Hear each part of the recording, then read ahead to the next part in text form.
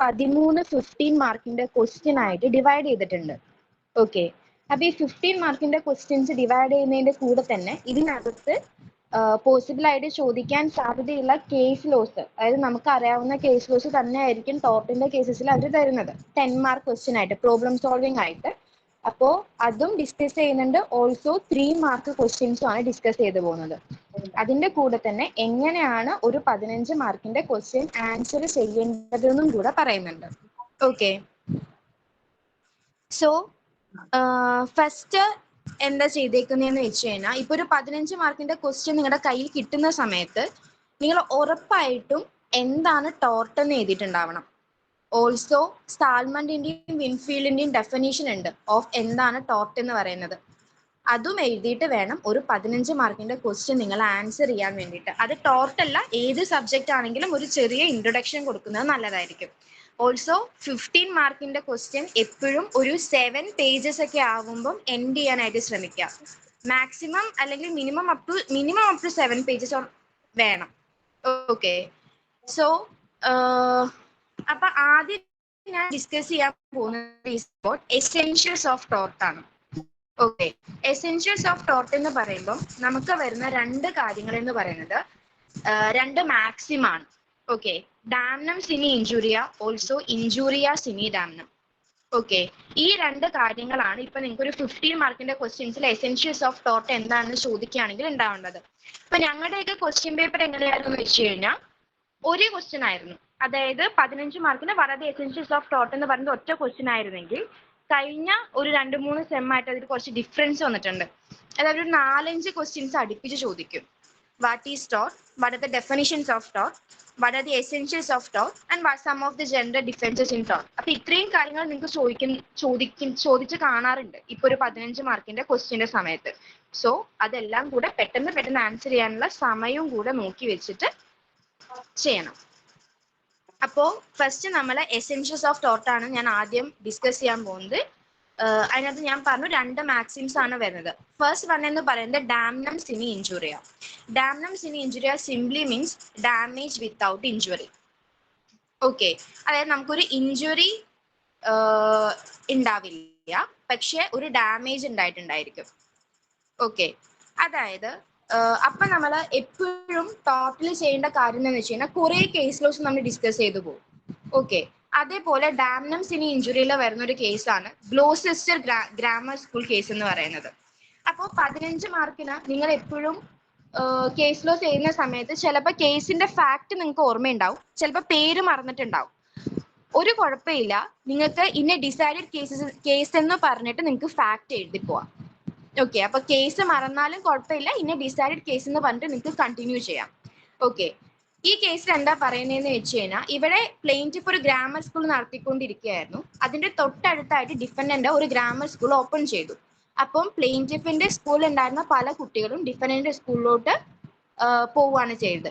ഇവിടെ എന്തുണ്ടായിട്ടില്ല, ഒരു ഇഞ്ചുറി ഉണ്ടായിട്ടില്ല പ്ലെയിൻറ്റിഫിന്, പക്ഷെ എന്തുണ്ടായിട്ടുണ്ട്, ഒരു ഡാമേജ് ഉണ്ടായിട്ടുണ്ട്. അതിനെയാണ് നമ്മളെ ഡാംനം സിനി ഇഞ്ചുറിയ എന്ന് പറയുന്ന മാക്സിം കൊണ്ട് ഉദ്ദേശിക്കുന്നത്. ഇപ്പൊ മാക്സിം ഒക്കെ നിങ്ങൾക്ക് ചിലപ്പോൾ 3 മാർക്കിന് ചോദിക്കാനുള്ള സാധ്യത വളരെ കൂടുതലാണ്. അപ്പോ നിങ്ങൾ ഈ പറഞ്ഞ ടോട്ടിന്റെ ഡെഫിനേഷനോ കാര്യങ്ങളോ ഒന്നും ചെയ്യേണ്ട കാര്യമില്ല, നിങ്ങൾക്ക് ഡയറക്റ്റ് ആയിട്ട് ക്വസ്റ്റ്യനെ അപ്രോച്ച് ചെയ്യാം. ഒരു 3 മാർക്കിന്റെ ക്വസ്റ്റ്യൻ ഒക്കെ നിങ്ങളൊരു 1.5 പുറം എഴുതിയാൽ മതിയാവും, 1 പുറം മാക്സിമം മതിയാവും. ഓക്കെ, അപ്പൊ എപ്പോഴും മാക്സിമം എഴുതുന്ന സമയത്ത് അതിന്റെ ഇംഗ്ലീഷ് വേർഷനും കൂടെ, അതായത് damnum sine injury which means damage without injury എന്നും കൂടെ എഴുതി പോകുന്നത് വളരെ നല്ലതായിരിക്കും. ഓൾസോ കേസ് ലോസും. അപ്പൊ ഡാംനം സിനി ഇഞ്ചുറി നമ്മൾ ഒരു കേസിലോ ഡിസ്കസ് ചെയ്തു, Gloucester grammar school case. Second നമ്മൾ പറയാൻ പോകുന്നത് is about injuria sine damnum. Injuria sine damnum എന്ന് പറയുന്നത് ഇഞ്ചുറി വിത്തൗട്ട് ഡാമേജ്. ഇഞ്ചുറി ഉണ്ട് പക്ഷെ എന്തില്ല, ഡാമേജ് ഇല്ല. ഓക്കെ, അതിൽ വരുന്നൊരു 2 കേസുകളുണ്ട്. First thing is Ashby versus White. ഈ കേസ് നിങ്ങൾ എന്തായാലും കേൾക്കാൻ സാധ്യതയുണ്ട്. അതായത് ഇവിടെ നമ്മുടെ പ്ലെയിൻറ്റിഫ് എന്ന് പറയുന്ന ഒരു ക്വാളിഫൈഡ് വോട്ടർ ആയിരുന്നു. ഡിഫൻഡന്റ് എന്ത് ചെയ്തു, റോങ്ഫുള്ളി അയാളെ പ്രിവെന്റ് ചെയ്തു വോട്ട് ചെയ്യുന്നതിൽ നിന്ന്. പക്ഷെ പ്ലെയിൻറ്റിഫ് വോട്ട് ചെയ്യണം വിചാരിച്ച ആള് തന്നെ ജയിക്കുകയും ചെയ്തു. അപ്പൊ ഇവിടെ എന്തുണ്ടായിട്ടില്ല, ഒരു ഇഞ്ചുറി ഉണ്ടായിട്ടില്ല, പക്ഷെ എന്തുണ്ടായിട്ടുണ്ട്, ഡാമേജ് ഉണ്ടായിട്ടുണ്ട്. Okay, sorry, no actual damage suffered. Damage ഉണ്ടായിട്ടില്ല, പക്ഷെ എന്തുണ്ടായിട്ടുണ്ട്, ആളുടെ ഡ്യൂട്ടി വയലേറ്റ് ചെയ്യപ്പെട്ടിട്ടുണ്ട്. അതിനാണ് നമ്മൾ എന്തുകൊണ്ട് ഉദ്ദേശിക്കുന്നത്, ഇൻജൂറിയാസ് ഇനി ഡാമിനെ കൊണ്ട് ഉദ്ദേശിക്കുന്നത്.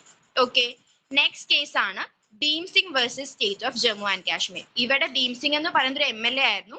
പുള്ളിനെ റോങ്ഫുള്ളി അറസ്റ്റ് ചെയ്യുക ചെയ്യുന്നത്. അങ്ങനെ ആൾക്ക് അസംബ്ലി സെഷൻസ് അറ്റൻഡ് ചെയ്യാൻ പറ്റാതെ പോവാണ്. ഓക്കെ, ഇവിടെയും എന്താണ് സംഭവിക്കുന്നത്, നമ്മൾ ആഷ്ബി വേഴ്സസ് വൈറ്റിൽ പറഞ്ഞ അതേ കാര്യങ്ങൾ സംഭവിക്കുന്നത്. അപ്പോൾ മിക്കവാറും നിങ്ങൾക്ക് ആഷ്ബി വേഴ്സസ് വൈറ്റ് ഒരു 10 മാർക്ക് ക്വസ്റ്റ്യൻ ആയിട്ട് പ്രോബ്ലം സോൾവിംഗിൽ തരും. ഓക്കെ, അപ്പൊ പ്രോബ്ലം സോൾവിംഗ് ചെയ്യുന്ന സമയത്ത് ഒരു പ്രൊസീജിയർ ഉണ്ട്.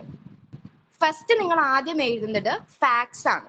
ഓക്കെ, ഫാക്ട്സ് ചെയ്യുന്ന സമയത്ത് നമ്മുടെ ക്വസ്റ്റ്യൻ പേപ്പറിൽ എന്താണോ തന്നിരിക്കുന്നത് അതേ കാര്യം എടുത്ത് എഴുതിയാൽ ഫാക്ട്സ് ആവും.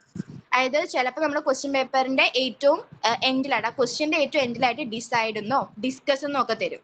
ആ ഡിസൈഡ് ഡിസ്കസ് ഒക്കെ മാറ്റിയിട്ട് ആ തന്നിരിക്കുന്നത് അങ്ങനെ എഴുതി കഴിഞ്ഞാൽ നമുക്ക് ഫാക്ട്സ് ഓഫ് ദി കേസ് കിട്ടും. ഫാക്ട് എഴുതി കഴിഞ്ഞതിന് ശേഷം നിങ്ങൾ എഴുതേണ്ടത് എന്താണെന്ന് വെച്ച് കഴിഞ്ഞാൽ ഇഷ്യൂസ് ആണ്, legal issues. Legal issues frame ചെയ്യുമ്പോൾ നിങ്ങൾക്ക് ആൻസർ ചെയ്യാൻ പറ്റുമെന്ന് നിങ്ങൾക്ക് തോന്നുന്നത് മാത്രമേ ഇഷ്യൂസിൽ റേസ് ചെയ്യാനായിട്ട് പാടുള്ളൂ. അപ്പം ഇഷ്യൂസ് കഴിഞ്ഞ് നമ്മൾ നെക്സ്റ്റ് പോകുന്നത് ലീഗൽ പ്രൊവിഷൻ ആയിരിക്കും. ടോർട്ടിന്റെ കാര്യത്തിൽ പേടിക്കേണ്ട, കാരണം നമുക്ക് സെക്ഷൻസോ ആർട്ടിക്കിൾസോ ഒന്നും എന്തിലില്ല, ടോർട്ടിൽ വരുന്നില്ല. സോ നമുക്ക് ലീഗൽ പ്രൊവിഷൻ വിട്ടിട്ട് ഡയറക്റ്റ് ആയിട്ട് ലീഗൽ റീസണിങ്ങിലോട്ട് പോവാം. ഓക്കെ, ഇഷ്യൂസ് ഒരു മാക്സിമം 3-4 ഇഷ്യൂസ് നിങ്ങൾ ഫ്രെയിം ചെയ്ത് കഴിഞ്ഞാൽ അത് വളരെ നല്ലതായിരിക്കും. എന്നിട്ട് ലീഗൽ റീസണിങ്ങിലോട്ട് കടക്കുന്ന സമയത്ത് നിങ്ങൾ ആദ്യം കൊടുത്ത ഇഷ്യൂ എന്താണോ ആ ഇഷ്യൂവിന്റെ ആൻസർ ലീഗൽ റീസണിങ്ങിൽ ഫസ്റ്റിൽ വരണം. ഓക്കെ, അപ്പൊ ഇവിടെ ഇപ്പൊ ആഷ്ബി വേഴ്സസ് വൈറ്റിന്റെ കേസ് ആണ് നിങ്ങൾക്ക് വരുന്നതെങ്കിൽ ഫസ്റ്റ് നിങ്ങൾ എഴുതേണ്ടത് whether the defendant is liable എന്നാണ് നിങ്ങൾ ഫ്രെയിം ചെയ്ത ഇഷ്യൂ എങ്കിൽ, ഡിഫൻഡന്റ് ലയബിൾ ആണെങ്കിൽ ആണ് അതിനുള്ള റീസൺ, ലയബിൾ അല്ലെങ്കിൽ അല്ല അതിനുള്ള റീസൺ. അങ്ങനെ ആയിരിക്കണം ലീഗൽ റീസണിങ് എഴുതേണ്ടത്. ഓക്കെ, ലീഗൽ റീസണിങ്ങിന് ശേഷം നമുക്ക് ജഡ്ജ്മെന്റ് അല്ലെങ്കിൽ കൺക്ലൂഷനിലോട്ട് പോവാം. അതായത് ഇവിടെ ഡിഫൻഡന്റ് ലയബിൾ ആണോ അല്ലയോ, ഇവിടെ പ്ലെയിൻറ്റിഫിന് ഡാമേജസ് ഉണ്ടായിട്ടുണ്ടെങ്കിൽ അതിന് നമ്മൾ പ്രൊവൈഡ് ചെയ്യുന്ന കോമ്പൻസേഷൻ എന്താണ്, കൊടുക്കാൻ പറ്റുമോ ഇല്ലയോ എന്നുള്ളതായിരിക്കണം ജഡ്ജ്മെന്റ് അല്ലെങ്കിൽ കൺക്ലൂഷനിൽ വരേണ്ടത്. ഫൈനലി നിങ്ങൾക്ക് ഡിസൈഡഡ് കേസസ് എഴുതാം. ഡിസൈഡ് കേസസ് എഴുതുമ്പോഴാണ് നിങ്ങൾ ആഷ്ബി വേഴ്സസ് വൈറ്റ് എന്ന് പറയുന്ന കേസും അതിന്റെ ഫാക്ട്സും എഴുതേണ്ടത്. ഓക്കെ, ഇങ്ങനെയാണ് ഒരു 10 മാർക്ക് ക്വസ്റ്റ്യൻ പ്രോബ്ലം സോൾവിംഗ് വരികയാണെങ്കിൽ ചെയ്യേണ്ടത്. ഇത് മാക്സിമം ഒരു 4 പേജസ് ഒക്കെ മതിയാവും. ഓക്കെ, പിന്നെ അഥവാ ഇപ്പൊ നിങ്ങൾ എഴുതിയത് തെറ്റിപ്പോയിന്ന് വെക്കാം. ഇപ്പൊ ഡിഫൻഡന്റ് ലയബിൾ അല്ലാത്തൊരു കേസിൽ നിങ്ങൾ ഡിഫൻഡന്റ് ലയബിൾ ആണെന്ന് എഴുതിയാൽ പോലും ആ ലീഗൽ റീസണിങ് വഴി നിങ്ങൾ എങ്ങനെയാണ് ഡിഫൻഡന്റ് ലയബിൾ ആണെന്ന് പറയുന്നത്, അതിനാണ് നിങ്ങൾക്ക് മാർക്ക് കിട്ടുന്നത്. സോ 10 മാർക്ക് ക്വസ്റ്റ്യൻസിൽ ഒരിക്കലും ഭയങ്കരമായിട്ട് ടെൻഷൻ അടിക്കേണ്ട ആവശ്യമില്ല. ഓക്കെ, ഈവൻ നിങ്ങൾ എഴുതിയ ക്വസ്റ്റ്യൻ തെറ്റാണെങ്കിൽ പോലും ആ ആൻസർ തെറ്റാണെങ്കിൽ പോലും അപ്രോച്ചിനുള്ള മാർക്ക് എന്തായാലും അവിടെ കിട്ടും. ഓക്കെ, അപ്പൊ ഇതാണ് നിങ്ങളുടെ ഫസ്റ്റ് എസ്സേ ഞാൻ എൻഡ് ചെയ്യുന്നത്. This is essentials of tort. Okay, second essay എന്ന് പറയുന്നത് ജനറൽ ഡിഫൻസസ് ആണ്. ഓക്കെ, ജനറൽ ഡിഫൻസസ് എന്ന് പറയുമ്പോൾ ഈ ജനറൽ ഡിഫൻസ് പഠിച്ചാൽ നിങ്ങൾക്ക് ടോർട്ട് മിക്കവാറും ചെയ്യിക്കാനായിട്ട് പറ്റും. കാരണം ഇത് കഴിഞ്ഞ് നമ്മൾ ഡിസ്കസ് ചെയ്യാൻ പോകുന്നത് ജനറൽ റൂൾസ് ഓഫ് ടോർഷ്യസ് ലയബിലിറ്റി ആണ്. അതിനകത്ത് വൈക്കേരിയസ് ലയബിലിറ്റി വരും, സ്ട്രിക്റ്റ് ലയബിലിറ്റി വരും, ആബ്സല്യൂട്ട് ലയബിലിറ്റി വരും. ഈ മൂന്നിനകത്തും നമുക്ക് ഈ ജനറൽ ഡിഫൻസസ് നല്ല പോലെ ഉപയോഗിക്കാനായിട്ട് വരും. അതായത് ഇതേ ജനറൽ ഡിഫൻസസ് ഈ പറഞ്ഞ റൂൾസിൽ മിക്കതിലും എക്സെപ്ഷൻ ആയിട്ട് വരുന്നുണ്ട്. ഓക്കെ, സോ ജനറൽ ഡിഫൻസസ് എന്തായാലും മസ്റ്റ് ആയിട്ട് പഠിച്ചു വെക്കാം. ഓൾസോ ഈ 8 ജനറൽ ഡിഫൻസസ് ഞാൻ ഡിസ്കസ് ചെയ്യാൻ പോകുന്നതിൽ മിക്കവാറും ഒരു 1-2 എണ്ണം 3 മാർക്കിന്റെ ക്വസ്റ്റ്യൻ ആയിട്ട് ചോദിക്കാൻ സാധ്യതയുണ്ട്. ഓക്കെ, മാത്രമല്ല ഈ ജനറൽ ഡിഫൻസസിന് നമ്മൾ കേസ് ലോസ്, ഓരോ ജനറൽ ഡിഫൻസിനും ഓരോ കേസ് ലോസ് വെച്ച് നമുക്ക് ഡിസ്കസ് ചെയ്ത് പോവാം. അതേ കേസ് ലോസ് നമുക്ക് എവിടെ യൂസ് ചെയ്യാനായിട്ട് പറ്റും, ജനറൽ റൂൾസിലും ഉപയോഗിക്കാനായിട്ട് പറ്റും. ഓക്കെ, അപ്പം ഫസ്റ്റ് ജനറൽ ഡിഫൻസ് എന്ന് പറയുന്നത് വോളണ്ടറി നോൺ ഫിറ്റ് ഇൻജൂറിയ. ഞങ്ങൾക്ക് ജനറൽ ഡിഫൻസ് ഒരു 15 മാർക്കിന്റെ ക്വസ്റ്റ്യൻ ആയിരുന്നു. ഓൾസോ ഈ വോളണ്ടറി നോൺ ഫിറ്റ് ഇൻജൂറിയ ഒരു 3 മാർക്കിന്റെ ക്വസ്റ്റ്യൻ ആയിരുന്നു. ഓക്കെ, അപ്പൊ voluntary non fit injuria simple means plaintiff consent കൊടുത്തിട്ടുണ്ടെങ്കിൽ ആ കൊടുത്ത കൺസെന്റ് കാരണം പുള്ളിക്കാരനൊരു ഇഞ്ചുറി ഉണ്ടായിട്ടുണ്ടെങ്കിൽ ഡിഫൻഡന്റ് ലയബിൾ ആണെന്ന് പറയാൻ പറ്റില്ല, ഡിഫൻഡന്റിന്റെ ഡിഫൻസ് പ്ലേ ചെയ്യാം. ഓക്കെ, അതാണ് voluntary non fit injuria. Okay, ഞാൻ സ്പീഡ് ആവുന്നുണ്ടെങ്കിൽ പറയണം, കാരണം 1 മണിക്കൂറിൽ കവർ ചെയ്യാനുള്ളത് കൊണ്ട് ഞാൻ കുറച്ച് വേഗത്തിലാ പോകുന്നത്. സ്പീഡ് ആവുന്നുണ്ടെങ്കിൽ ഒന്ന് പറയണം. Okay okay. അപ്പൊ വോളണ്ടറി നോൺ ഫിറ്റ് ഇഞ്ചുറി ആണ് ഫസ്റ്റ് തിങ് നമ്മൾ പറഞ്ഞത്. ഫസ്റ്റ് ഡിഫൻസ് ഓഫ് ജനറൽ ഡിഫൻസിൽ പറഞ്ഞത്.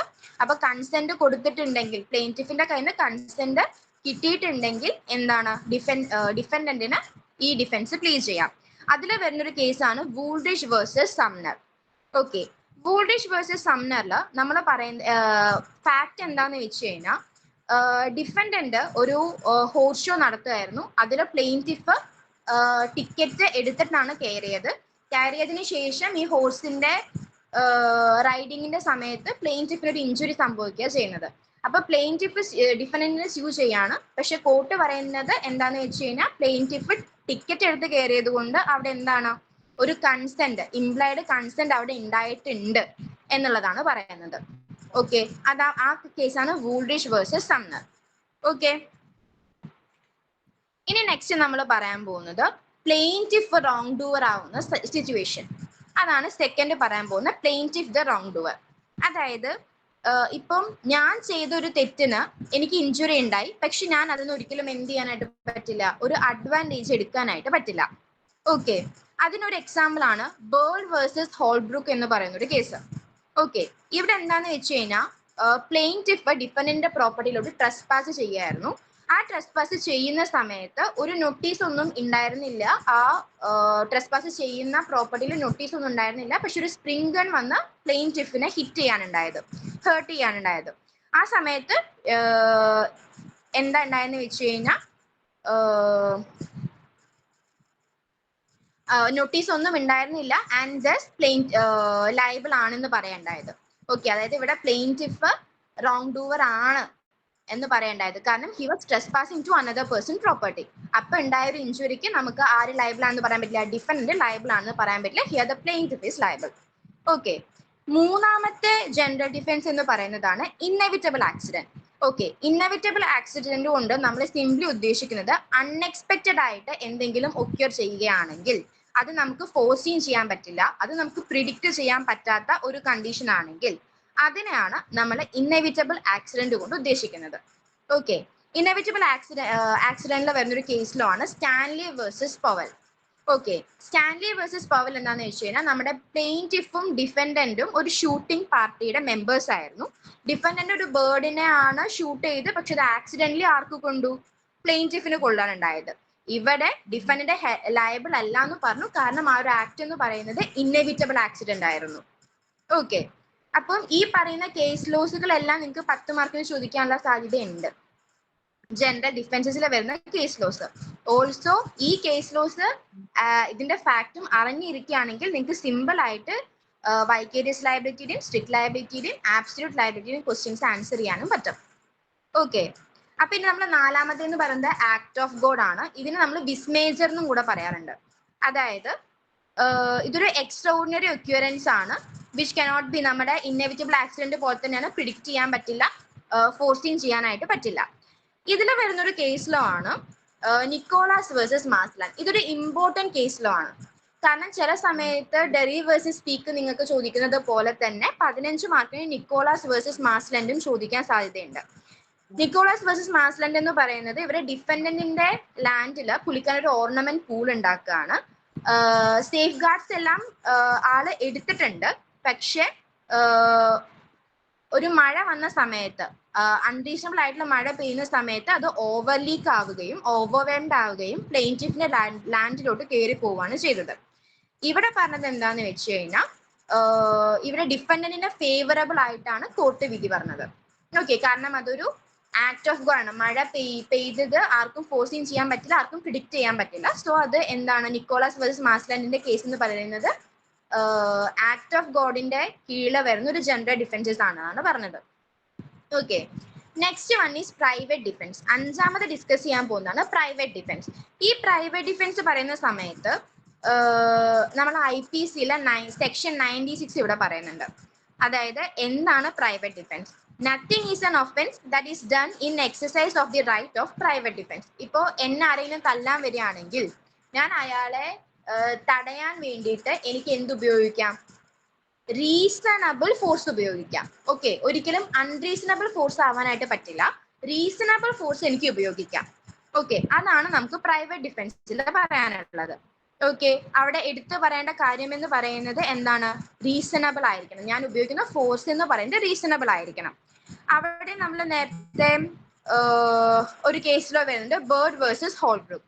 ആ കേസിൽ എന്താന്ന് വെച്ച് കഴിഞ്ഞാൽ ഐ തിങ്ക് നമ്മളിത് നേരത്തെ ഡിസ്കസ് ചെയ്തു. ഓക്കെ, ഒരാൾ ട്രെസ് പാസ് ചെയ്യായിരുന്നു പ്രോപ്പർട്ടിയിലോട്ട്, ആ സമയത്ത് സ്പ്രിംഗ് ഗൺ ഉപയോഗിക്കാനുണ്ടായിരുന്നത്. ഓക്കെ, അതൊരു പ്രൈവറ്റ് ഡിഫൻസ് ആയിട്ട്, അതായത് ഒരാൾ ട്രെസ് പാസ് ചെയ്യുന്നതിൽ നിന്നും തടയാൻ വേണ്ടി ഒരു പ്രൈവറ്റ് ഡിഫൻസ് ആയിട്ടാണ് നമ്മളത് കൺസിഡർ ചെയ്തിട്ടുള്ളത്. ഓക്കെ, അപ്പോൾ ഓർത്ത് വെച്ചോ, ബേർഡ് വേഴ്സസ് ഹോൾബ്രൂക്ക് എന്ന് പറയുന്നത് നമ്മൾ ജനറൽ ഡിഫൻസിൽ തന്നെ 2 സ്ഥലങ്ങളിൽ ഉപയോഗിച്ചിട്ടുണ്ട്. Okay, next is mistake. Okay, mistake എന്ന് പറയുന്നത് ഇപ്പം പ്ലെയിൻറ്റിഫിന്റെയോ ഡിഫെൻഡന്റിന്റെയോ ഭാഗത്ത് നിന്ന് ഒരു മിസ്റ്റേക്ക് കാരണം ഒരു ഇഞ്ചുറി ഉണ്ടാവുകയാണെങ്കിൽ അതിന് നമുക്കൊരു ജനറൽ ഡിഫൻസ് ആയിട്ട് പറയാനായിട്ട് പറ്റും. ഓക്കെ, അത് പറയുന്ന കേസാണ് സ്മിത്ത് വേഴ്സസ് ഹൂക്സ് എന്ന് പറയുന്ന കേസ്. സ്മിത്ത് വേഴ്സസ് ഹൂക്സ് എന്താ പറയുന്നതെന്ന് വെച്ച് കഴിഞ്ഞാൽ, ഡിഫൻഡർ ഒരു ഹോഴ്സ് ട്രെയിനർ ആയിരുന്നു. അയാള് പ്ലെയിൻറ്റിഫിന്റെ കയ്യിൽ നിന്ന് ഓട്സ് വാങ്ങാമെന്ന് പറഞ്ഞിട്ടുണ്ടായിരുന്നു.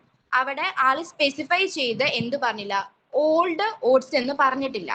അപ്പൊ പ്ലെയിൻറ്റിഫ് കൊടുത്ത് വിട്ടത് മുഴുവൻ പുതിയതായിരുന്നു, അത് അയാൾക്ക് ഉപയോഗപ്പെടാതെ പോയി. ഇവിടെ പ്ലെയിൻറ്റിഫിന്റെയും ഡിഫൻഡന്റിന്റെയും ഭാഗത്തു നിന്ന് വന്ന മിസ്റ്റേക്ക് എന്നാണ് അങ്ങനെ ഒരു ഡാമേജ് സംഭവിച്ചിട്ടുള്ളത്.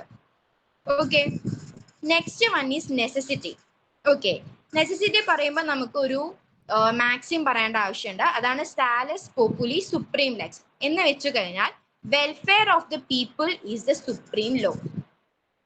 ഓക്കെ, അതായത് ഇപ്പൊ ഞാനൊരു ആക്ട് ചെയ്യാണ്, അത് ഒരാൾക്ക് ഡാമേജ് ഉണ്ടാക്കുള്ളൂ, പക്ഷെ ബാക്കി കുറെ ആൾക്കാർക്ക്, ഒരു പബ്ലിക് ഇൻട്രസ്റ്റിന് അല്ലെങ്കിൽ ഒരു ജനറൽ പബ്ലിക്കിന് അതുകൊണ്ട് ഉപയോഗം ഉണ്ടാകുമെങ്കിൽ നമുക്കതൊരു ജനറൽ ഡിഫൻസ് ആയിട്ട് പറയാനായിട്ട് പറ്റും. ഓക്കെ, അവിടെ വരുന്നൊരു കേസാണ് ലേ വേഴ്സസ് ഗ്ലാഡ്സൺ. അതായത് ഇപ്പം ഈ കേസിന്റെ ഫാക്ട് എന്താന്ന് വെച്ച് കഴിഞ്ഞാൽ, ഒരു പ്രിസണർ ഫുഡ് കഴിക്കാതിരിക്കുകയാണ്. ഓക്കെ, ആ സമയത്ത് ഞാൻ അയാളെ ഫോഴ്സ് ഫീഡ് ചെയ്യുകയാണെങ്കിൽ അതെന്താണ്? നെസസിറ്റിയുടെ കീഴിൽ ഒരു ജനറൽ ഡിഫൻസ് ആയിട്ട് എനിക്കത് യൂസ് ചെയ്യാനായിട്ട് പറ്റും. Okay, finally is about statutory authority. അതായത് ഇപ്പൊ ലെജിസ്ലേച്ചർ അപ്രൂവ് ചെയ്തിട്ടുള്ള ഒരു ആക്ട്, അല്ലെങ്കിൽ ലെജിസ്ലേച്ചറിന്റെ ഡയറക്ഷൻ എനിക്ക് ലെജിസ്ലേഷൻ തന്നിട്ട് ഞാൻ ചെയ്യുന്ന ഒരു ആക്ട് ടോർഷ്യസ് ലയബിലിറ്റിയിൽ വരികയാണെങ്കിൽ എനിക്ക് അതിന് എന്ത് ചെയ്യാം? ഡിഫൻസ് പ്ലീസ് ചെയ്യാനായിട്ട് പറ്റും. അതാണ് സ്റ്റാറ്റ്യൂട്ടറി അതോറിറ്റി. ഓക്കെ, ഇത്രയാണ് നമുക്ക് ജനറൽ ഡിഫൻസുകളിൽ പറയാനുള്ളത്. ഓക്കെ, അപ്പൊ ഈ 8 ജനറൽ ഡിഫൻസസ് അതിന്റെ കേസ് ലോസും തറോ ആക്കുകയാണെങ്കിൽ വളരെ നല്ലതായിരിക്കും. ഓക്കെ, ഇനി ജനറൽ ഡിഫൻസസ് കഴിഞ്ഞു. നെക്സ്റ്റ് നമ്മൾ പോവാൻ പോകുന്നത് general rules of law of ടോട്ടലോട്ടാണ്. ഓക്കെ, നേരത്തെ തന്നെ ഞാൻ പറഞ്ഞിട്ടുണ്ടായിരുന്നു, ജനറൽ റൂൾസിൽ നമ്മൾ ഡിസ്കസ് ചെയ്യാൻ പോകുന്നത് vicarious liability, strict liability and absolute liability. Okay, അപ്പം എന്താണ് സ്ട്രിക്റ്റ് ലയബിലിറ്റി? ഈ സ്ട്രിക്റ്റ് ലയബിലിറ്റിയും വൈക്കേരിയസ് ലയബിലിറ്റിയും മിക്കവാറും നിങ്ങൾക്ക് ഒരു 15 മാർക്കിന്റെ ക്വസ്റ്റ്യൻ ആയിട്ട് വരാം. ചിലപ്പോൾ vicarious liability of the state മാത്രമായിട്ട് 15 മാർക്കിന്റെ ഒരു ക്വസ്റ്റ്യനിൽ വരാനും സാധ്യതയുണ്ട്. ഓക്കെ, അപ്പൊ ഇതിൽ നമുക്കൊരു 2-3 മാക്സിംസ് പറയാനുണ്ടാവും, കുറച്ച് കേസ് ലോസ് ഉണ്ടാവും. ഓക്കെ, അപ്പം സ്ട്രിക്റ്റ് ലയബിലിറ്റി എന്ന് പറയുന്നത്, ഞാൻ ചെയ്യുന്ന ഒരു ആക്ടിന് ഞാൻ ലയബിൾ ആവുന്നതിനെയാണ് സ്ട്രിക്റ്റ് ലയബിലിറ്റി എന്ന് പറയുന്നത്. സിംപ്ലി ഇതാണ് strict liability. Okay, liability of A person for the wrong he does. ഞാൻ ചെയ്തൊരു തെറ്റിന് ഞാൻ തന്നെ ലയബിൾ ആവുന്നതാണ് സ്ട്രിക്റ്റ് ലയബിലിറ്റി എന്ന് പറയുന്നത്. ഈ സ്ട്രിക്റ്റ് ലയബിലിറ്റിനെ നമ്മൾ also call no fault liability എന്ന് പറയും. കാരണം ഇവിടെ ഡിഫൻഡന്റിന്റെ ഭാഗത്ത് എന്തില്ല, ഒരു തെറ്റും തന്നെ ഉണ്ടാവില്ല. ഓക്കെ, ഇനി നമ്മൾ പറയാൻ പോകുന്നത് എന്താന്ന് വെച്ച് കഴിഞ്ഞാൽ, ഒരു ഫേമസ് കേസ് ലോ ആണ്, that is Rylands versus Fletcher.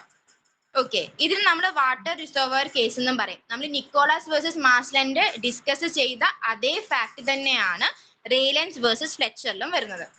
Okay, അപ്പൊ സ്ട്രിക്റ്റ് ലയബിലിറ്റി ഇപ്പൊ ചോദിക്കുകയാണെങ്കിൽ നിങ്ങൾക്ക് പേജ് തികയുന്നില്ല എങ്കിൽ, അത് നിങ്ങൾ മറന്നു പോയെങ്കിൽ നിങ്ങൾക്ക് 2 കേസും ഒരേ ഫാക്ട് വെച്ച് എഴുതി പോവാം.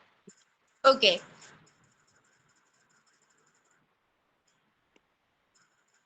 ദെൻ ഈ സ്ട്രിക്റ്റ് ലയബിലിറ്റിക്ക് വേണ്ട കുറച്ച് എസെൻഷ്യൽസ് ഉണ്ട്.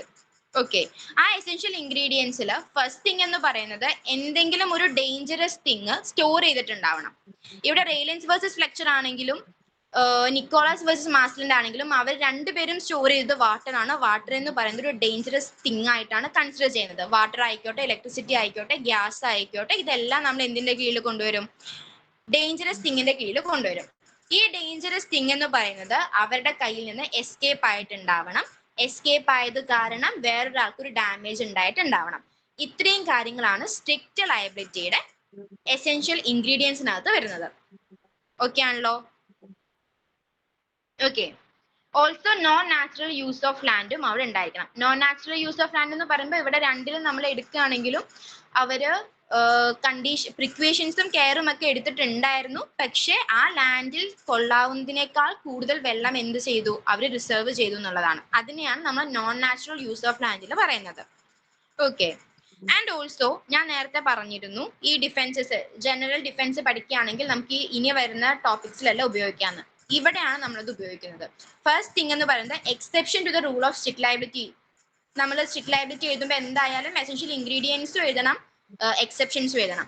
ഈ എക്സെപ്ഷനിൽ വരുന്ന 4 എക്സെപ്ഷൻസ് ഞാൻ വായിക്കാം. ഫസ്റ്റ് തിങ് എന്ന് പറയുന്നത് പ്ലെയിൻറ്റിഫ് ഓൺ ഫോൾട്ട്. നമ്മൾ ജനറൽ ഡിഫൻസിൽ സെക്കൻഡ് ഡിസ്കസ് ചെയ്ത ടോപ്പിക് ആണ്. ഓക്കെ. സെക്കൻഡ് വൺ എന്ന് പറയുന്നത് act of God. Third one consent of plaintiff. Consent of plaintiff ഏതായിരുന്നു? Maxim voluntary non fit injuria. നാലാമത് വരുന്നതാണ് ആക്ട് ഓഫ് തേർഡ് പാർട്ടി. അതാണ് നമ്മൾ ഡിസ്കസ് ചെയ്യാത്തത്. Okay. Act of third party എന്താന്ന് വെച്ച് കഴിഞ്ഞാൽ ഏതെങ്കിലും ഒരു സ്ട്രേഞ്ചർ ഈ പ്ലെയിൻറ്റിഫിനും ഡിഫൻഡന്റും ഇടയിൽ നിന്നിട്ടുണ്ടെങ്കിൽ ആ തേർഡ് പാർട്ടിയുടെ ആക്ട് കൊണ്ടാണ് നമ്മുടെ പ്ലെയിൻറ്റിഫിന് ഇഞ്ചുറി സംഭവിച്ചിട്ടുണ്ടെങ്കിൽ അതും എന്തിന്റെ എക്സെപ്ഷനിൽ വരും? സ്ട്രിക്റ്റ് ലയബിലിറ്റിയുടെ എക്സെപ്ഷനിൽ വരും. ഓക്കെ ആണല്ലോ? ഇത്രയും കാര്യങ്ങളാണ് സ്ട്രിക്റ്റ് ലയബിലിറ്റിയുടെ എക്സെപ്ഷൻസിൽ നമുക്ക് പറയാനുള്ളത്. ഓക്കെ.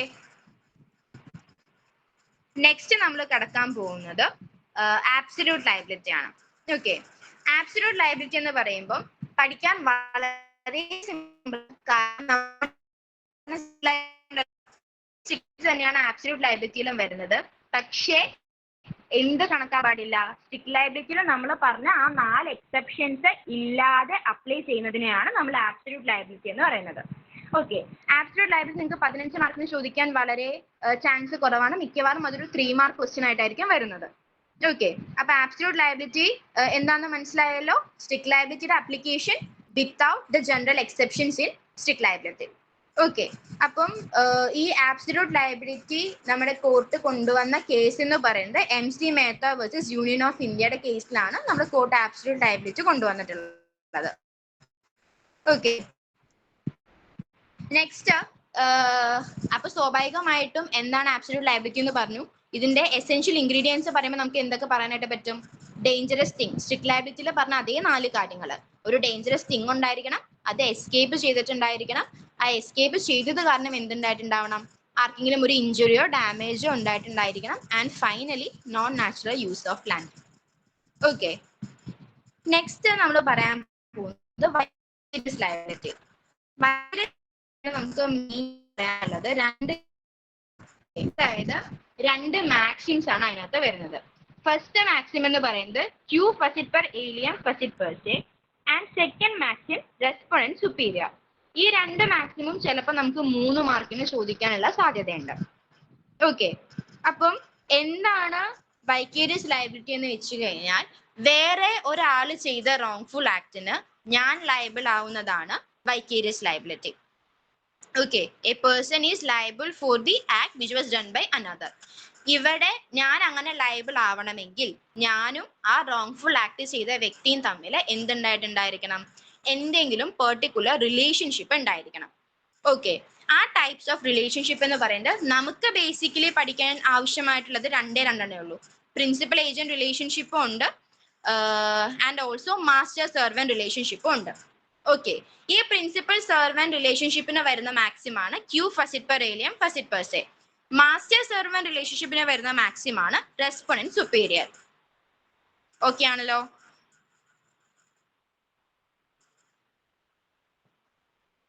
ഇനി അപ്പൊ ഞാൻ പറഞ്ഞു വൈക്കേരിയസ് ലയബിലിറ്റി അറേസ് ചെയ്യാനുള്ള ഡിഫറെന്റ് റിലേഷൻഷിപ്പ് പറഞ്ഞു. ഓക്കെ. അതല്ലാതെ രണ്ട് കാര്യങ്ങളിലും കൂടെ വൈക്കേരിയസ് ലയബിലിറ്റി അറേസ് ചെയ്യാം. അതാണ് ലയബിലിറ്റി ബൈ റാറ്റിഫിക്കേഷനും ലയബിലിറ്റി ബൈ അബറ്റ്മെന്റും. ഇത് മിക്കവാറും ലയബിലിറ്റി ബൈ റാറ്റിഫിക്കേഷൻ ഒക്കെ നിങ്ങൾക്ക് 3 മാർക്കിന് ചോദിക്കാനായിരിക്കും സാധ്യത. ചിലപ്പോൾ ഈ വൈക്കേരിയസ് ലയബിലിറ്റി മൊത്തത്തിൽ 15 മാർക്കിനും ചോദിക്കാറുണ്ട്. അങ്ങനെ ചോദിക്കുകയാണെങ്കിൽ നിങ്ങൾ എന്താണ് വൈക്കേരിയസ് ലയബിലിറ്റി എന്ന് എഴുതണം. വൈക്കേരിയസ് ലയബിലിറ്റി അറേസ് ആവുന്ന സിറ്റുവേഷൻ എന്താന്ന് പറഞ്ഞു, സ്പെഷ്യൽ റിലേഷൻഷിപ്പ് ഉണ്ടാവണം എന്ന് പറഞ്ഞു. അതിൽ നമ്മൾ 2 മാക്സിം പറഞ്ഞു. ആ 2 മാക്സിമിനെ കുറിച്ച് എഴുതണം.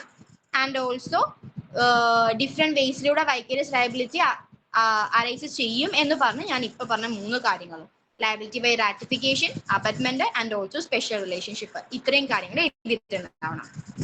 ഓക്കെ, അപ്പം ഇപ്പൊ നമ്മൾ ഡിസ്കസ് ചെയ്തത് vicarious liability, strict liability and absolute liability. ഇതില് എന്തെങ്കിലും ഡൗട്ടോ കാര്യങ്ങളോ എന്തെങ്കിലും ഉണ്ടോ?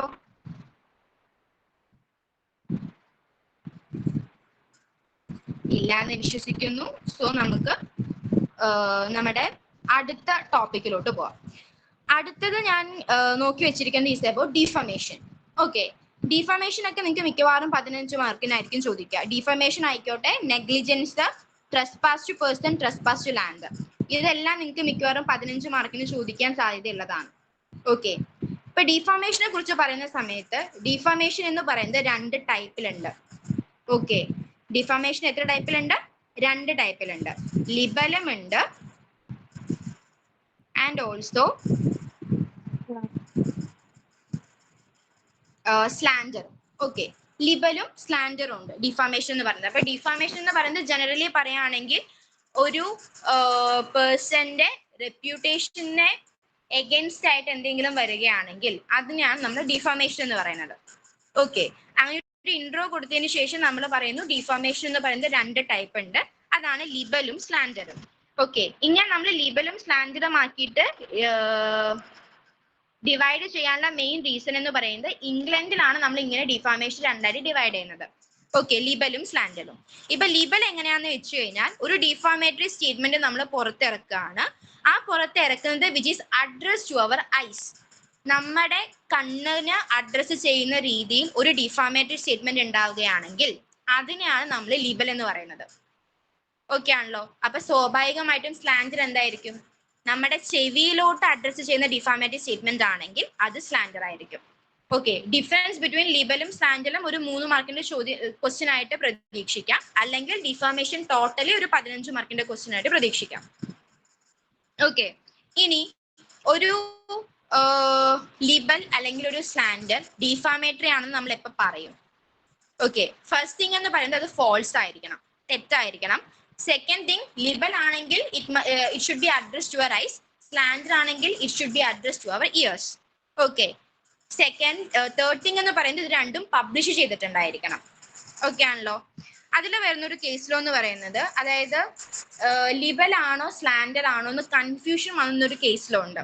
അതാണ് Youssoupoff versus Metro Goldwyn Mayer pictures limited. ഇവിടെ എന്ത് സംഭവിച്ചു എന്ന് വെച്ച് കഴിഞ്ഞാൽ, ഒരു തിയേറ്ററിനകത്ത് ഒരു പ്ലേ നടന്നുകൊണ്ടിരിക്കുകയാണ്, ഒരു ടോക്കി ഫിലിം പ്ലേ ചെയ്തുകൊണ്ടിരിക്കുകയാണ്. ആ ഫിലിമിനകത്ത് ഒരു ഡിഫാമേറ്ററി സ്റ്റേറ്റ്മെന്റ് വന്നു. ഓക്കെ, പക്ഷെ ഫിലിം കാണുന്നത് കൊണ്ട് അത് നമ്മുടെ കണ്ണിലോട്ടാണോ അഡ്രസ് ചെയ്തത്, അല്ലെങ്കിൽ ഓൾസോ ഓഡിയോ ഉണ്ടല്ലോ, അത് നമ്മുടെ ചെവിയിലോട്ടാണോ അഡ്രസ് ചെയ്തത് എന്നൊരു കൺഫ്യൂഷനാണ് വന്നത്. ഓക്കെ, ഇവിടെ എന്താ ഉണ്ടായെന്ന് വെച്ച് കഴിഞ്ഞാൽ ലിബൽ ആയിട്ടാണ് പറഞ്ഞത്. അതായത് ടോക്കി ഫിലിമില് ഒരു മേജർ പാർട്ടും മൈനർ പാർട്ടും മാത്രമാണ് നമ്മുടെ ചെവിയിലോട്ട് അഡ്രസ് ചെയ്യുന്നത്, ബാക്കി എല്ലാം എങ്ങനെയാണ്? കണ്ണിലോട്ടാണ് അഡ്രസ് ചെയ്യുന്നത്. സോ അത് ലിബൽ ആണെന്നാണ് പറഞ്ഞത്. ഓക്കെ, അപ്പൊ ഇത് നമ്മൾ ഡിഫാമേഷനിൽ പറഞ്ഞു, ലിബലും സ്ലാൻഡറും. ഓക്കെ ആണല്ലോ. ഇനി നമ്മൾ നേരത്തെ പറയേണ്ടായി ഇംഗ്ലണ്ടിലാണ് നമ്മൾ ഡിഫാമേഷൻ 2ആയി ഡിവൈഡ് ചെയ്യുന്നതെന്ന്. ഇന്ത്യയിൽ അങ്ങനെ ഒരു ഡിവിഷൻ ഇല്ല, അല്ലെങ്കിൽ അങ്ങനെ ഒരു ഡിസ്റ്റിങ്ഷൻ ഇല്ല. ഇന്ത്യയിൽ ഡിഫാമേഷൻ എന്ന് പറയുന്നത് കണ്ണിലോട്ടാണെങ്കിലും ചെവിയിലോട്ടാണെങ്കിലും ഡിഫാമേഷൻ, അതിന് പ്രത്യേകം പേരോ കാര്യങ്ങളോ ഒന്നും ഇല്ല. Okay, also under section 499 of IPC നമ്മൾ എന്ത് പറയുന്നുണ്ട്? ഇതൊരു ക്രിമിനൽ ഒഫൻസ് ആയിട്ടും പറയുന്നുണ്ട്. ഓക്കെ ആണല്ലോ. ഇനി നമുക്ക് ഡിഫാമേഷനിൽ നമുക്ക് ഡിഫൻസുകൾ വരുന്നുണ്ട്. ഓക്കെ, ഡിഫാമേഷനിലെ ഫസ്റ്റ് ഡിഫൻസ് എന്ന് പറയുന്നത് ജസ്റ്റിഫിക്കേഷൻ ബൈ ട്രൂത്ത്. അതായത് ഒരു സ്റ്റേറ്റ്മെന്റ് എന്ന് പറയുന്നത് ട്രൂ ആണെങ്കിൽ നമുക്കത് ഡിഫാമേറ്ററി സ്റ്റേറ്റ്മെന്റ് ആയിട്ട് പറയാനായിട്ട് പറ്റില്ല. അതിപ്പോ ഞാൻ പറയണ ഒരു പൊളിറ്റീഷ്യൻ അഴിമതി ചെയ്തിട്ടുണ്ടെന്ന് ഞാൻ പറയുകയാണെങ്കിൽ അത് ആള് ചെയ്തിട്ടുണ്ടെങ്കിൽ അതൊരിക്കലും എന്താവില്ല, ഒരു ഡിഫാമേറ്ററി സ്റ്റേറ്റ്മെന്റ് ആവില്ല. അപ്പൊ ഞാൻ പറഞ്ഞ ഒരു സ്റ്റേറ്റ്മെന്റ് അത് ട്രൂത്ത് ആണെങ്കിൽ എന്തായിരിക്കും, അത് ഡിഫാമേറ്ററി സ്റ്റേറ്റ്മെന്റ് അല്ല. സെക്കൻഡ് തിങ് എന്ന് പറയുന്നത് ഫെയർ ആൻഡ് ബോണഫൈഡ് കമന്റ്. അതായത് ഇപ്പൊ ഏതെങ്കിലും ഒരു ഫിലിം പുറത്തിറങ്ങിന്ന് വെക്കുക, അപ്പൊ ഞാനൊരു ഫിലിമിന് റിവ്യൂ കൊടുക്കുകയാണ്, എനിക്ക് ആ സിനിമ ഇഷ്ടപ്പെട്ടില്ല, ഇഷ്ടപ്പെടാത്ത രീതിയിൽ ഞാൻ റിവ്യൂ കൊടുക്കുകയാണെങ്കിൽ അതൊരിക്കലും ഒരു ഡിഫാമേറ്ററി സ്റ്റേറ്റ്മെന്റ് അല്ല. ഓക്കെ, ഇപ്പൊ നിങ്ങൾ വിചാരിക്കുന്നുണ്ടാവും ഞാൻ എന്താ കേസ് ലോസ് ഒന്നും പറയാതെ ഇല്ലുസ്ട്രേഷൻ പോലെ പറഞ്ഞു പോകുന്നതെന്ന്. ഈ ഡിഫാമേഷൻ അത് നമ്മൾ ഡിസ്കസ് ചെയ്ത 2 കേസ് ലോസേ ഉള്ളൂ, അതല്ലാതെ കേസ് ലോസ് വരുന്നില്ല. ഓൾസോ ടോർട്ടിന്റെ പ്രത്യേകത എന്താന്ന് വെച്ച് കഴിഞ്ഞാൽ ഈവൻ നിങ്ങൾക്ക് കേസ് ലോസ് അറിയില്ലെങ്കിൽ പോലും you can write illustration. Okay, illustration 1 illustration 2 എന്ന് പറഞ്ഞിട്ട് നിങ്ങൾക്ക് എന്ത് ചെയ്യാം, ഇല്ലുസ്ട്രേഷൻസ് എത്ര വേണമെങ്കിലും എഴുതാം. ഓക്കെ, അപ്പം നമ്മൾ പറഞ്ഞു ഫെയർ ആൻഡ് ബോണഫൈഡ് കമന്റ് പറഞ്ഞു, ജസ്റ്റിഫിക്കേഷൻ ബൈ ട്രൂത്ത് പറഞ്ഞു, ഇത്രയും കാര്യങ്ങളാണ് എന്ത് വരുന്നത്. ദെൻ ഓൾസോ പ്രിവിലേജ് വരുന്നുണ്ട്. പ്രിവിലേജ് എന്താന്ന് പറഞ്ഞു കഴിഞ്ഞാൽ ഇപ്പം ഒരു MLA ഓർ MP രാജ്യസഭയിലോ ലോക്സഭയിലോ പോയി പ്രസംഗിക്കുന്ന കാര്യങ്ങൾ ഡിഫാമേറ്ററി ആണെങ്കിൽ പോലും നമ്മൾ എന്ത് ചെയ്യുന്നില്ല, അവരെ നമ്മൾ പ്രിവിലേജ് ചെയ്യുന്നുണ്ട്. അത് ഡിഫാമേഷനിൽ കൊണ്ടുവരാത്ത രീതിയിൽ നമ്മൾ അവർക്ക് പ്രിവിലേജ് കൊടുക്കുന്നുണ്ട്. അതാണ് പ്രിവിലേജ് എന്ന് പറയുന്നത്. ഓക്കെ ആണല്ലോ. അപ്പൊ ഇത്രയും കാര്യങ്ങളാണ് നമുക്ക് പറയാനുള്ളത്. ഇനി പ്രിവിലേജ് തന്നെ നമുക്ക് 2 തരത്തിലുണ്ട്. ആബ്സല്യൂട്ട് പ്രിവിലേജ് ആണ് ഫസ്റ്റ് തിങ്. ആബ്സല്യൂട്ട് പ്രിവിലേജ് എന്ന് പറയുന്നത് ഞാൻ നേരത്തെ പറഞ്ഞത്, അതായത് പാർലമെന്ററി പ്രൊസീഡിങ്സിൽ, ജുഡീഷ്യൽ പ്രൊസീഡിങ്സ്, അതായത് ചില കേസസിന്റെ ഒക്കെ ജഡ്ജ്മെന്റ് നിങ്ങൾ വായിക്കുന്ന സമയത്ത് നിങ്ങൾക്ക് കറക്റ്റ് ആയിട്ട് കാണാൻ പറ്റും. മിക്ക ഇതിലും ഒരു ഡിഫാമേറ്ററി സ്റ്റേറ്റ്മെന്റ്. ഓക്കെ, ഫോർ എക്സാമ്പിൾ ഇപ്പൊ ഒരു റേപ്പ് കേസ് ഉണ്ടായെങ്കിൽ അവിടെ വിക്ടിമിന്റെ മൊറാലിറ്റിയെ ചോദ്യം ചെയ്തുകൊണ്ടുള്ള സ്റ്റേറ്റ്മെന്റ് ഒക്കെ ഉണ്ടാവുകയാണെങ്കിൽ അതിനെ ഒന്നും നമ്മൾ എന്തിന്റെ കീഴിൽ കൊണ്ടുവരില്ല, ഡിഫാമേറ്ററി സ്റ്റേറ്റ്മെന്റിന്റെ കീഴിൽ കൊണ്ടുവരാറില്ല. Okay, also state proceedings, judicial report, military അല്ലെങ്കിൽ നേവൽ പ്രൊസീഡിങ്സ്, ഇതിനെ എല്ലാത്തിനും നമ്മൾ കൊടുക്കുന്ന പ്രിവിലേജിനെയാണ് നമ്മൾ ആബ്സല്യൂട്ട് പ്രിവിലേജ് എന്ന് പറയുന്നത്. ഓക്കെ,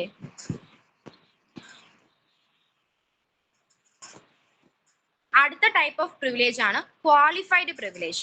ഓക്കെ, ക്വാളിഫൈഡ് പ്രിവിലേജ് എന്താന്ന് വെച്ച് കഴിഞ്ഞാൽ ഒരു സ്റ്റേറ്റ്മെന്റ് ക്വാളിഫൈഡ് പ്രിവിലേജ് ആണെന്ന് പറയാനുള്ള റീസൺ എന്ന് പറയുന്നത് when no action lies for it though it is false on defamatory unless the plaintiff proves express malice. അതായത് പ്ലെയിന്റിഫ് അതൊരു എക്സ്പ്രസ് മാലിസ് ആണെന്ന് പ്രൂവ് ചെയ്യുന്നത് വരെ അത് നമുക്ക് എന്തായിട്ട് കണക്കാക്കാൻ പറ്റില്ല, ഡിഫാമേറ്ററി സ്റ്റേറ്റ്മെന്റ് ആയിട്ട് കണക്കാക്കാനായിട്ട് പറ്റില്ല. അതാണ് ക്വാളിഫൈഡ് പ്രിവിലേജ്. ഓക്കെ ആണല്ലോ. നമ്മൾ ഡിഫാമേഷൻ ഡിസ്കസ് ചെയ്തു. 2 ടൈപ്പ് ഡിഫാമേഷൻ എന്തെന്ന് പറഞ്ഞു, ലിബലും സ്ലാൻഡലും. ഇന്ത്യയിൽ അങ്ങനെ ഒരു ഡിസ്റ്റിങ്ഷൻ ഇല്ല എന്ന് പറഞ്ഞു. പിന്നെ എന്ത് പറഞ്ഞു, ഡിഫാമേഷനിൽ വരുന്ന 4 ടൈപ്സ് ഡിഫെൻസ് പറഞ്ഞു. അതിൽ ലാസ്റ്റ് പറഞ്ഞത് പ്രിവിലേജ് ആണ്. ആ പ്രിവിലേജിനെ 2 ക്ലാസിഫൈ ചെയ്തു. എന്തൊക്കെ പറഞ്ഞു, ആബ്സല്യൂട്ട് പ്രിവിലേജും ക്വാളിഫൈഡ് പ്രിവിലേജും. ഓക്കെ, പിന്നെ നമ്മൾ ഡിസ്കസ് ചെയ്യാൻ പോകുന്നത് is about negligence. Okay,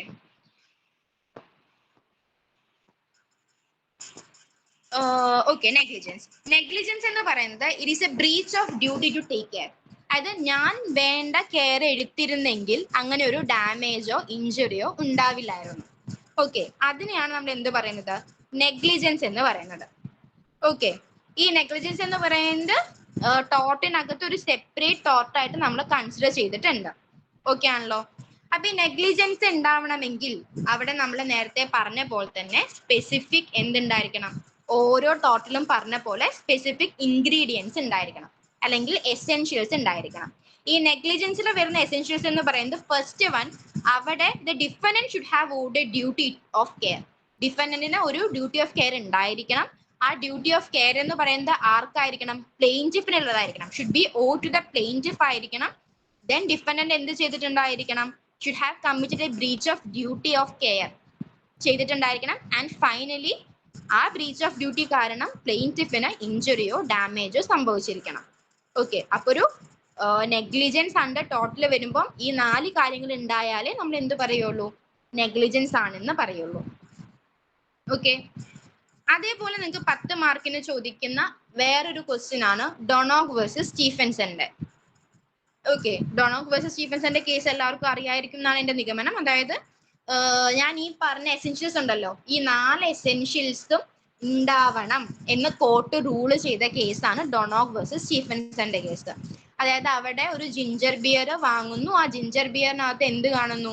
സ്നെയിലിന്റെ body parts കാണുന്നു. അത് കൺസ്യൂം ചെയ്തതിനു ശേഷം നമ്മുടെ പ്ലെയിൻറ്റിഫിനും ആളുടെ വൈഫിനും അസുഖങ്ങൾ ഉണ്ടാവുക ചെയ്യുന്നത്. ഓക്കെ, അതാണ് ഡൊണോഗ് വേഴ്സസ് സ്റ്റീഫൻസൺ എന്ന് പറയുന്ന കേസിന്റെ ഫാക്ട് എന്ന് പറയുന്നത്. ഓക്കെ, ഇനി എപ്പോഴും നെഗ്ലിജൻസ് ചെയ്യുന്ന സമയത്ത് അവിടെ ഒരു മാക്സിം ഉണ്ടായിരിക്കണം. ആ മാക്സിം ആണ് റെസ് ഇപ്സ ലോക്വിറ്റർ എന്ന് വെച്ചു കഴിഞ്ഞാൽ burden of proof of negligence. Okay, ഒരു നെഗ്ലിജൻസിന്റെ ആക്ഷൻ വരുന്ന സമയത്ത് പ്ലെയിൻറ്റിഫ് എന്തുമാത്രം പ്രൂവ് ചെയ്താൽ പോരാ, ഡിഫൻഡന്റ് ഒരു ഡ്യൂട്ടി എനിക്ക് ചെയ്യുന്നുണ്ട് എന്ന് മാത്രം പ്രൂവ് ചെയ്താൽ പോരാ, അവിടെ ഡിഫൻഡന്റ് ആ ഡ്യൂട്ടി ബ്രീച്ച് ചെയ്തിട്ടുണ്ട് എന്നും കൂടെ പ്രൂവ് ചെയ്യേണ്ടത് ആരുടെ കടമയാണ്? പ്ലെയിൻറ്റിഫിന്റെ കടമയാണ്. അതിനെയാണ് നമ്മൾ റെസ് ഇപ്സ ലോക്വിറ്റർ എന്ന് പറയുന്നത്. ഓക്കെ ആണല്ലോ? ഈ ജെൻഡർ റൂൾ എന്ന് പറയുന്നത് പ്ലെയിൻറ്റിഫ് എന്ത് പ്രൂവ് ചെയ്യണം? ഡിഫൻഡന്റിന്റെ ഭാഗത്തു നിന്ന് ഒരു ബ്രീച്ച് ഓഫ് ഡ്യൂട്ടി ഉണ്ടായിട്ടുണ്ട് എന്ന് പ്രൂവ് ചെയ്യണം. പക്ഷേ ചില സർക്കംസ്റ്റൻസസുകളിൽ എന്ത് ചെയ്യേണ്ട ആവശ്യമില്ല. അതായത് ഇപ്പൊ ഒരു ആക്സിഡന്റ് ഉണ്ടാവുകയാണെങ്കിൽ that accident speaks for it self എന്ന് നമ്മൾ പറയും. ഓക്കെ, ആരുടെ ഭാഗത്തു നിന്നാണ് ആക്സിഡന്റ് ഉണ്ടായത്, ആരുടെ നെഗ്ലിജൻസ് കൊണ്ടാണ് ഉണ്ടായത് എന്ന് ആ ആക്സിഡന്റ് തന്നെ നമുക്ക് ആക്സിഡന്റിലൂടെ തന്നെ നമുക്ക് അറിയാനായിട്ട് പറ്റും. ഓക്കെ, അതായത് the thing speaks for it self എന്നാണ് റെസ് ഇപ്സ ലോക്വിറ്ററിന്റെ മെയിൻ ഇംഗ്ലീഷിലോട്ടുള്ള ട്രാൻസ്ലേഷൻ എന്ന് പറയുന്നത്. അപ്പൊ നമ്മൾ പറഞ്ഞു ഈ ഒരു മാക്സിം നമ്മൾ അപ്ലൈ ചെയ്യുന്ന സമയത്ത് എന്ത് സംഭവിക്കും എന്ന് വെച്ച് കഴിഞ്ഞാൽ ബർഡൻ ഓഫ് പ്രൂഫ് പ്ലെയിൻറ്റിഫിൽ നിന്നും ഡിഫൻഡന്റിലോട്ട് തിരിച്ചു പോകും. ഓക്കെ, അപ്പൊ നമ്മൾ ആദ്യം പറഞ്ഞു പ്ലെയിൻറ്റിഫ് എന്ത് മാത്രം പ്രൂവ് ചെയ്താൽ പോരാ, ഒരു ഡ്യൂട്ടി ചെയ്യുന്നുണ്ടെന്ന് മാത്രം പ്രൂവ് ചെയ്താൽ പോരാ, ബ്രീച്ച് ഓഫ് ഡ്യൂട്ടി ഡിഫൻഡന്റിന് വരുന്നെന്ന് പ്രൂവ് ചെയ്യണം. ഇനി സർട്ടൻ സർക്കംസ്റ്റൻസസിൽ എന്തുണ്ടാവും? That accident speaks for it self. ആ സമയത്ത് പ്ലെയിൻറ്റിഫിന്റെ കയ്യിൽ നിന്നും ആ ബർഡൻ ഓഫ് പ്രൂഫ് ആരുടെ കയ്യിലോട്ട് പോകും? ഡിഫൻഡന്റിന്റെ കയ്യിലോട്ട് പോകും. ഓക്കെ, അതാണ് നമ്മൾ റെസ് ഇപ്സ ലോക്വിറ്ററിൽ പറയുന്നത്. ഇനി ഇവിടെ ഡിഫൻഡന്റ് ഫെയിൽ ആയി എന്ന് വെക്കാം. ഓക്കെ, ആ ബർഡൻ ഓഫ് പ്രൂഫ് പ്ലെയിൻറ്റിഫിന്റെ ഭാഗത്താണ് നെഗ്ലിജൻസ് എന്ന് പ്രൂവ് ചെയ്യാൻ ഡിഫൻഡന്റ് ഫെയിൽ ആയെങ്കിൽ ഡിഫൻഡന്റ് വിൽ ബി ഹെൽഡ് ആയത്. ഓക്കെ ആണല്ലോ? അപ്പം ഈ മാക്സിമിന് ഒരു പ്രത്യേകതയുണ്ട്. ഈ മാക്സിമിന് ഒരിക്കലും യൂണിവേഴ്സൽ ആപ്ലിക്കേഷൻ ഇല്ല. ഓക്കെ, അതായത് ഫാക്ട്സ് സഫിഷ്യന്റ്ലി അറിയാവുന്ന കേസുകളിൽ നമ്മൾ ഈ മാക്സിം യൂസ് ചെയ്യാറില്ല. ഓക്കെ, അപ്പൊ ഇത്രയാണ് നമുക്ക് റെസ് ഇപ്സ ലോക്വിറ്ററിൽ പറയാനുള്ളത്. Second type of negligence. ഈ നെഗ്ലിജൻസ് 3 ടൈപ്പ് ഉണ്ട്. അതിലിപ്പോ നമ്മൾ ജനറൽ നെഗ്ലിജൻസ് പറഞ്ഞു. ഇനി പറയാൻ പോകുന്നത് is about contributory negligence. Okay, contributory negligence എന്താന്ന് വെച്ച് കഴിഞ്ഞാൽ ഇപ്പൊ നമ്മൾ പറഞ്ഞുകൊണ്ടിരുന്നത് ഡിഫൻഡന്റിന്റെ ഭാഗത്തുള്ള നെഗ്ലിജൻസ് ആണ്. ചില സമയത്ത് പ്ലെയിൻറ്റിഫിന്റെ ഭാഗത്തുനിന്നും ഡിഫൻഡന്റിന്റെ ഭാഗത്തുനിന്നും ഉള്ള നെഗ്ലിജൻസ് കാരണം ഒരു ഇഞ്ചുറി സംഭവിച്ചിട്ടുണ്ടാവാം. ഓക്കെ, അതിനെയാണ് നമ്മൾ എന്ത് പറയുന്നത്? കോൺട്രിബ്യൂട്ടറി നെഗ്ലിജൻസ് എന്ന് പറയുന്നത്. എന്റെ ഭാഗത്തുനിന്നും മറ്റൊരാളുടെ ഭാഗത്തുനിന്നും നെഗ്ലിജൻസ് ഉണ്ടായി, ആ നെഗ്ലിജൻസ് കാരണം എനിക്ക് ഇഞ്ചുറി ഉണ്ടായി. ഓക്കെ, അതാണ് കോൺട്രിബ്യൂട്ടറി നെഗ്ലിജൻസിൽ വരുന്നത്. ഓക്കെ, അപ്പൊ ഈ കോൺട്രിബ്യൂട്ടറി നെഗ്ലിജൻസിൽ വരുന്ന ഒരു കേസാണ് ഡേവിസ് വേഴ്സസ് മാൻ എന്ന് പറയുന്ന കേസ്. ഓക്കെ, ഞാൻ ഈ കേസ് പറയാനുള്ള റീസൺ നമുക്ക് അടുത്ത നമ്മൾ ലാസ്റ്റ് ഓപ്പർച്യൂണിറ്റി റൂൾ ഡിസ്കസ് ചെയ്യുമ്പോഴും നമുക്ക് ഈ കേസിന് അവിടെ യൂസ് ചെയ്യാനായിട്ട് പറ്റും. ഓക്കെ, ഡേവിസ് വേഴ്സസ് മാനിൽ എന്തുണ്ടായെന്ന് വെച്ച് കഴിഞ്ഞാൽ ഈ പ്ലെയിൻറ്റിഫ് പുള്ളിക്കാരന്റെ കഴുതേനെ കാല് കെട്ടിയിട്ട് ഒരു റൂട്ടിൽ, ഒരു നാരോ ലെയിനാണ്, അവിടെ കാല് കെട്ടി ഇട്ടു. അതിലൂടെ വന്ന ഡിഫൻഡന്റ് ഭയങ്കര സ്പീഡിലാണ് ആള് വാഗണിൽ വന്നത്. അങ്ങനെ ഡോങ്കിനെ ഹിറ്റ് ചെയ്തു, കഴുതേനെ ഇടിച്ചിട്ടു. അങ്ങനെ ആർക്ക് ഡാമേജ് സംഭവിച്ചു? പ്ലെയിൻറ്റിഫിന് ഡാമേജ് സംഭവിച്ചു.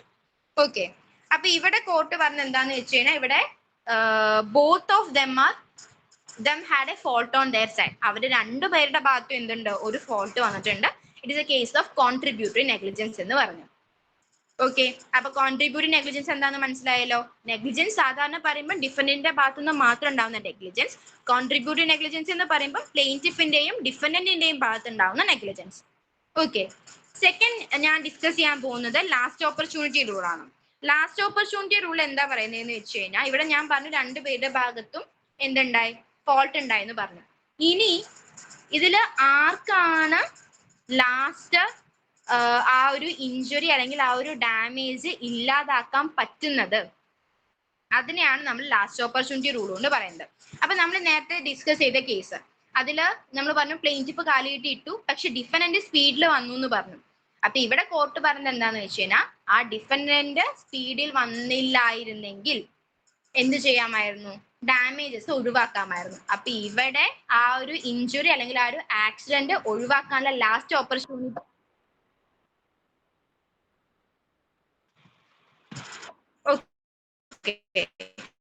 ആർക്കായിരുന്നു? Okay. Next final one is നമ്മൾ നെഗ്ലിജൻസിൽ ഡിസ്കസ് ചെയ്യാൻ പോകുന്നത് കോൺട്രിബ്യൂട്ടീവ് നെഗ്ലിജൻസ് ഓഫ് ചിൽഡ്രൻ ഉണ്ട്. അതായത് കോൺട്രിബ്യൂട്ടീവ് നെഗ്ലിജൻസ് ചിൽഡ്രന്റെ ഭാഗത്ത് നിന്ന് എടുക്കുകയാണെങ്കിൽ കുട്ടികൾക്ക് എന്തില്ല, സഫീഷ്യന്റ് മെച്യൂരിറ്റി ഇല്ല ഡിസിഷൻസ് അല്ലെങ്കിൽ ആ ഒരു ഡ്യൂട്ടി ഓഫ് കെയർ ചെയ്യാനുള്ള മെച്യൂരിറ്റി ചിൽഡ്രനിൽ ഇല്ലാത്തത് കൊണ്ട് കോൺട്രിബ്യൂട്ടീവ് നെഗ്ലിജൻസിന് ഇപ്പം ഡിഫൻഡിന്റെ ഭാഗത്തോ പ്ലെയിൻറ്റിഫിന്റെ ഭാഗത്തോ ഒരു കുട്ടിയാണ് വരുന്നതെങ്കിൽ കോൺട്രിബ്യൂട്ടീവ് നെഗ്ലിജൻസ് ഒരിക്കലും അപ്ലിക്കബിൾ ആവില്ല.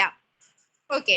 ചിലപ്പോൾ നിങ്ങൾക്ക് 10 മാർക്ക് ക്വസ്റ്റ്യൻ ഒരു ഇല്ലുസ്ട്രേഷൻ പോലെ ചോദിക്കും, കോൺട്രിബ്യൂട്ടീവ് നെഗ്ലിജൻസിന്റെ കേസ് ആണ് പക്ഷെ ഓപ്പോസിറ്റ് ഉള്ളത് ചിൽഡ്രൻ ആണെങ്കിൽ എന്തായിരിക്കും എന്ന് ചോദിച്ചു കഴിഞ്ഞാൽ എന്ത് എഴുതണം? കോൺട്രിബ്യൂട്ടീവ് നെഗ്ലിജൻസ് ഒരിക്കലും കുട്ടികൾക്ക് അപ്ലിക്കബിൾ അല്ല. ഓക്കെ. ഫൈനൽ ഡിസ്കസ് ചെയ്യാൻ പോകുന്നതാണ് കോമ്പോസിറ്റ് നെഗ്ലിജൻസ്. കോമ്പോസിറ്റ് നെഗ്ലിജൻസ് എന്ന് പറയുന്നത് നമ്മൾ ഇത്ര നേരം ഡിസ്കസ് ചെയ്തത് ഒന്നില്ലെങ്കിൽ ഡിഫൻഡന്റ് അല്ലെങ്കിൽ ഡിഫൻഡന്റ് ഓർ പ്ലെയിൻറ്റിഫ്. ഇവിടെ എന്താന്ന് വെച്ച് കഴിഞ്ഞാൽ ഒന്നിൽ കൂടുതൽ ആൾക്കാരുടെ, രണ്ടിൽ കൂടുതൽ ആൾക്കാരുടെ നെഗ്ലിജൻസ് കാരണം ഉണ്ടാവുന്ന ഡാമേജ്, അതിനെയാണ് നമ്മൾ കോമ്പോസിറ്റ് നെഗ്ലിജൻസ് എന്ന് പറയുന്നത്. ഇതൊക്കെ മിക്കവാറും 3 മാർക്കിനായിരിക്കും ചോദിക്കുക. സോ അത്ര ഇമ്പോർട്ടൻസ് കൊടുത്താൽ മതി. ഓക്കെ ആണല്ലോ? അപ്പൊ നമ്മുടെ കോമ്പോസിറ്റ് നെഗ്ലിജൻസും കഴിഞ്ഞു. ഓക്കെ.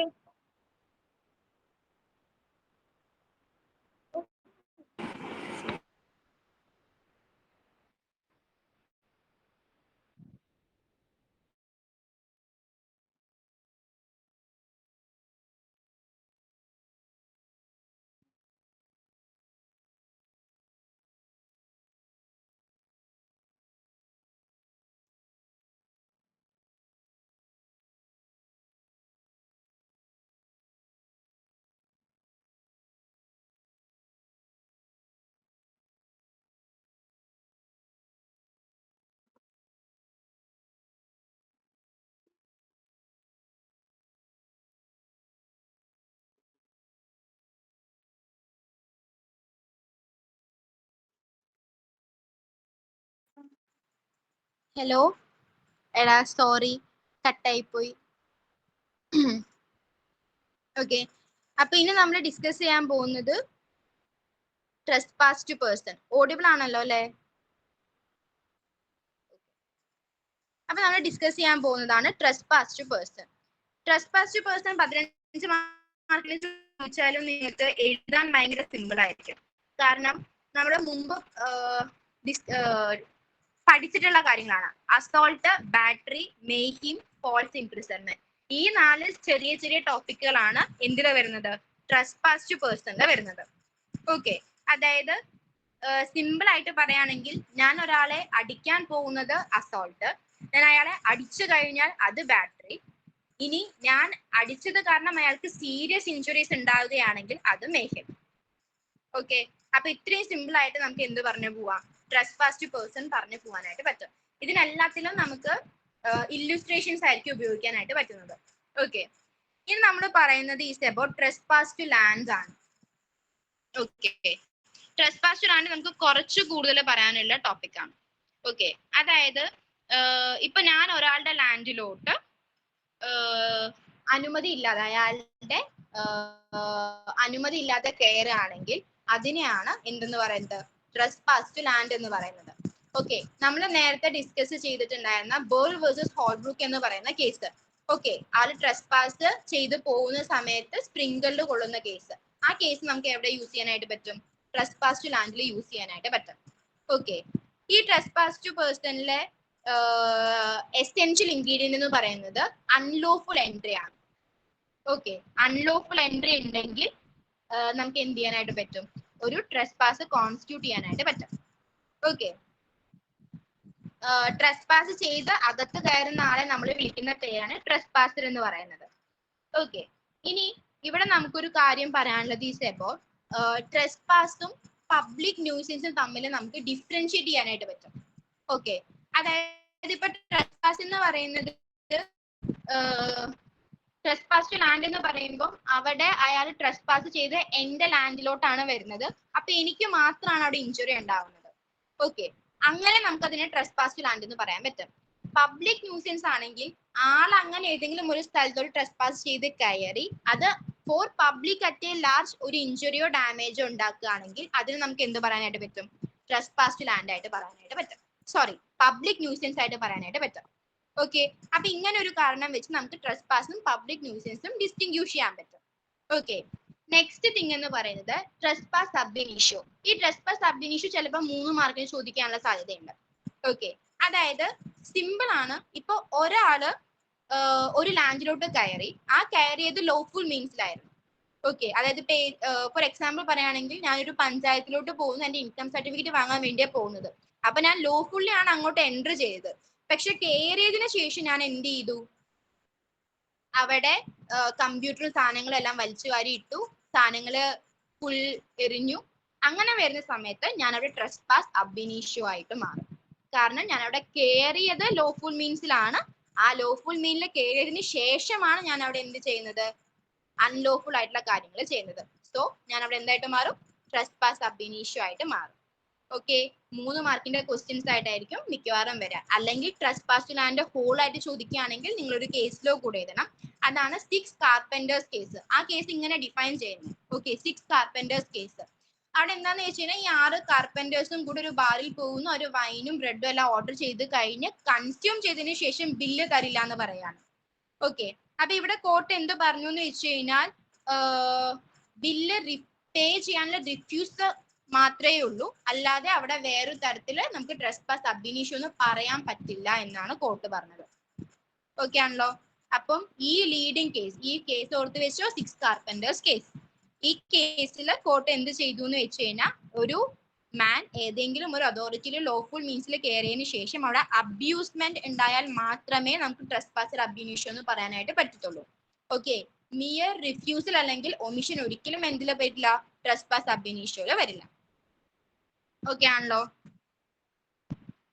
ഇനി ഈ ട്രെസ്പാസ് ടു ലാൻഡില് നമുക്ക് റെമഡീസ് അവൈലബിൾ ടു പ്ലെയിന്റിഫും ഉണ്ട്, ഡിഫൻഡന്റും ഉണ്ട്. ഓക്കെ, പ്ലെയിന്റിഫിൽ എന്താ വരുന്നതെന്ന് വെച്ച് കഴിഞ്ഞാൽ ഫസ്റ്റ് വൺ റീ എൻട്രി ആണ്. അതായത് പ്ലെയിന്റിഫിന്റെ സ്ഥലത്ത് ആരെങ്കിലും കയറി ഇരുന്ന് പൊസിഷൻ കൈപ്പറ്റിയിട്ടുണ്ടെങ്കിൽ അങ്ങോട്ട് കയറി ചെല്ലാനുള്ള റീ എൻട്രീനെയാണ് നമ്മൾ ഒരു ഡിഫൻസ് ആയിട്ട് പറയുന്നത്, റെമഡി ആയിട്ട് പറയുന്നത്. സെക്കൻഡ് വൺ എന്ന് പറയുന്നത് സ്യൂട്ട് ഫോർ റിജക്ട്മെന്റ്, അതായത് അയാളെ അവിടെ നിന്ന് പുറത്താക്കാൻ വേണ്ടിയിട്ടുള്ള സ്യൂ ഫയൽ ചെയ്യാം.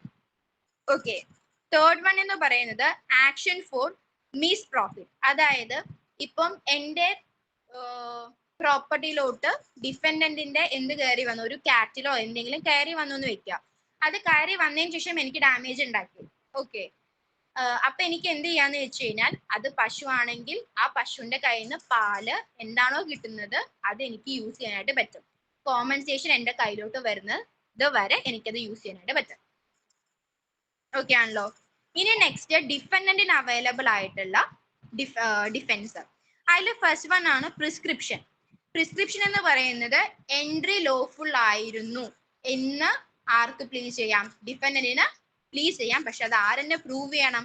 ഡിഫൻഡന്റ് തന്നെ പ്രൂവ് ചെയ്യണം. അതാണ് prescription. Second one is leave and licence. അതായത് ലൈസൻസ് എന്ന് പറയുന്നത് ഒരു അൺലോഫുൾ ആക്ടിനെ ലോഫുൾ ആക്കി മാറ്റും.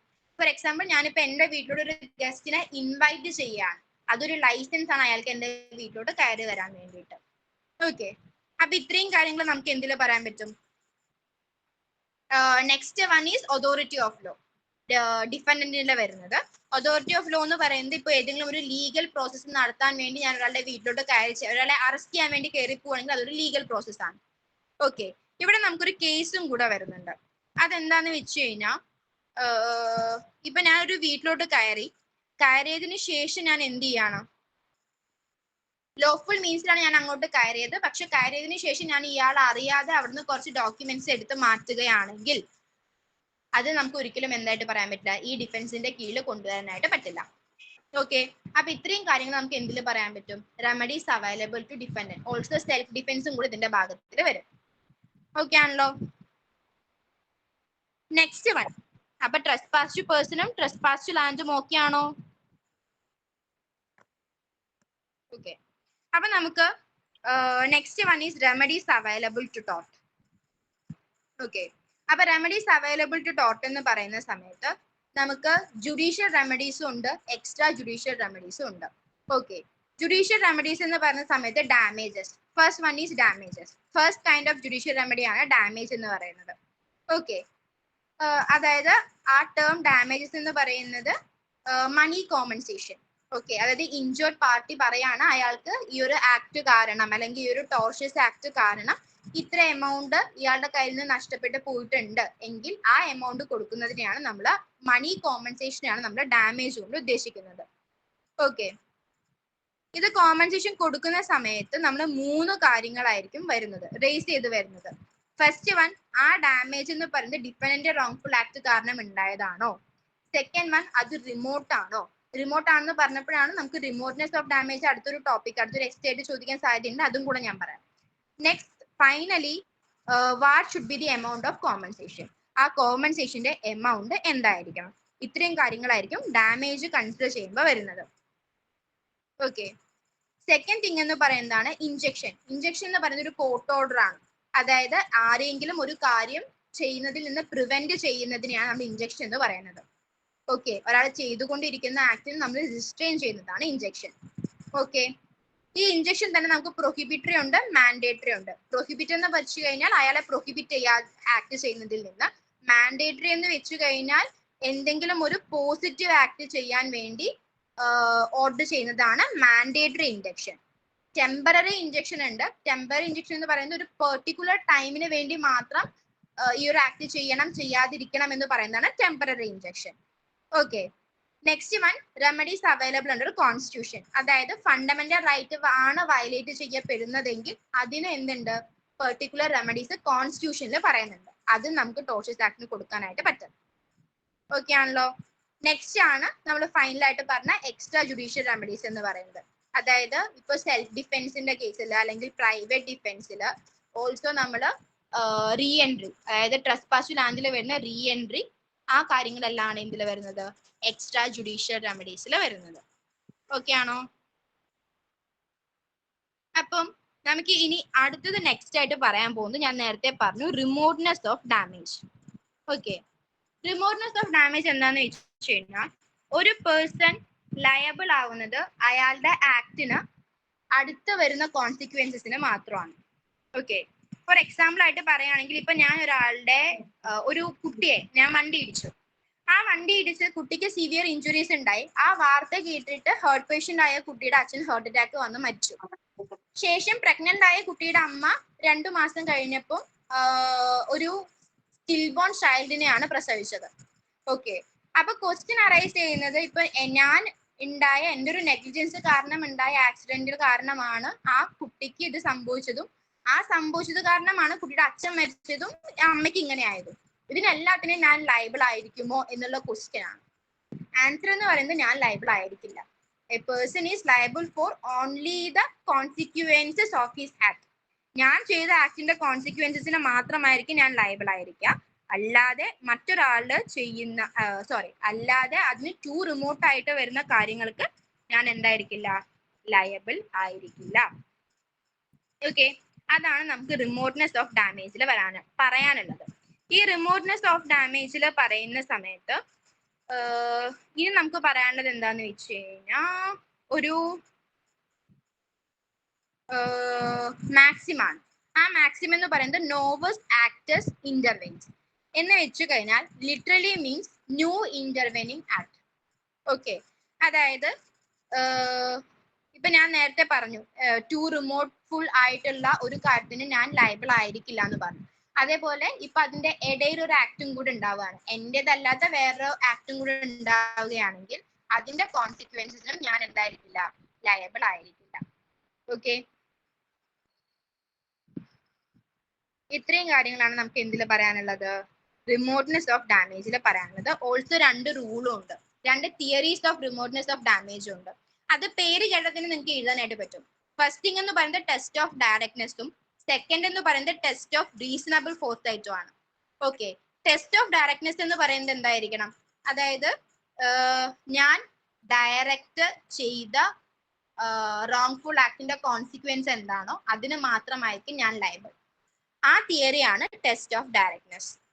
ഓക്കെ, അതായത് ഇപ്പൊ ഒരു ആക്ട് എന്ന് പറയുന്നത് ടു റിമോട്ട് ആണോ അല്ലയോ എന്ന് തിരിച്ചറിയാൻ വേണ്ടിയിട്ടുള്ള രണ്ട് തിയറീസ് ആണ് ഇത്. ഓക്കെ, ടെസ്റ്റ് ഓഫ് ഡയറക്ട്നെസ്സും ടെസ്റ്റ് ഓഫ് റീസണബിൾ ഫോഴ്സ് ആയിട്ടും. അപ്പൊ ടെസ്റ്റ് ഓഫ് ഡയറക്ട്നെസ് ഞാൻ എന്ത് പറഞ്ഞു? ഇപ്പൊ ഞാൻ ചെയ്തൊരു കാര്യം ഡയറക്റ്റ് കോൺസിക്വൻസിൽ വരുന്നതിന് മാത്രമായിരിക്കും ഞാൻ ലയബിൾ ആയിരിക്കാം. Okay, next thing test of reasonable force ആയിട്ട്. അതായത് ഇപ്പോ ഞാനൊരു ആക്ട് ചെയ്തു, ആ ആക്ട് ചെയ്യുമ്പോൾ തന്നെ എനിക്ക് ഫോഴ്സിങ് ചെയ്യാനായിട്ട് പറ്റും, ഇതിന്റെ കോൺസിക്വൻസസ് എന്തൊക്കെയാണ് എന്നുണ്ടെങ്കിൽ അതിന് ഞാൻ ലയബിൾ ആയിരിക്കും. ഓക്കെ, അപ്പൊ ഈ രണ്ട് കാര്യങ്ങളാണ് തിയറീസ് ഓഫ് റിമോട്ട്നെസ് ഓഫ് ഡാമേജിൽ വരുന്നത്. ഓക്കെ ആണോ? അപ്പൊ നമ്മൾ ഇന്ന് ഒരു 13 എസ്എ ക്വസ്റ്റ്യൻസ് ഡിസ്കസ് ചെയ്തു. മനസ്സിലായോ?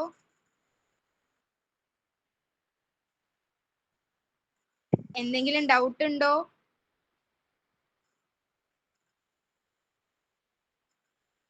ഓക്കെ, അപ്പം ഒന്നും കൂടെ ലാസ്റ്റ് ഓർമ്മിപ്പിക്കാനുള്ള കാര്യങ്ങൾ എന്ന് പറയുന്നത് 15 മാർക്കിന്റെ ക്വസ്റ്റ്യൻ എഴുതുമ്പോൾ ഒരു 7 പേജൊക്കെ ആകുമ്പോൾ വൈൻഡ് അപ്പ് ചെയ്യാനായിട്ട് നോക്കുക, അല്ലെങ്കിൽ നിങ്ങൾക്ക് സമയം കിട്ടില്ല.